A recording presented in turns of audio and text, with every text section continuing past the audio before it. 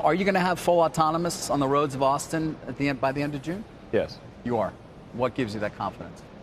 We have cars driving 24/7 with drivers in the cars, and we see essentially no interventions.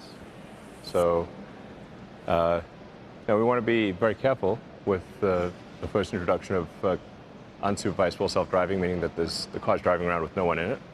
Right. So we're going to no one behind a driver's. Well, yes, and sometimes no one in it at all. Right. It's going to pick someone up. So the car obviously has to be incredibly safe.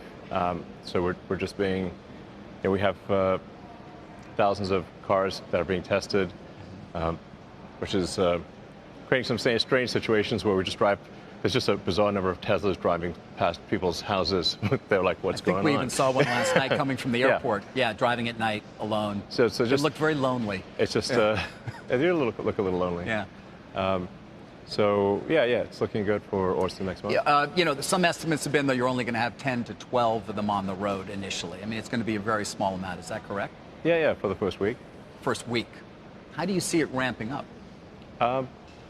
Well, we'll have to see how well it does, but I think it's prudent for us to start with a small number, confirm that things are going well, and then scale it up proportionate to how well we see it's doing.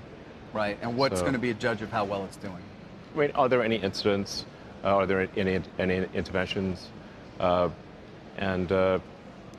we want to deliberately take it slow. I mean, we could start with 1,000 or 10,000 on day one, but I don't think that would be prudent. So we'll start with probably 10 for a week, then increase it to 20, 30, 40.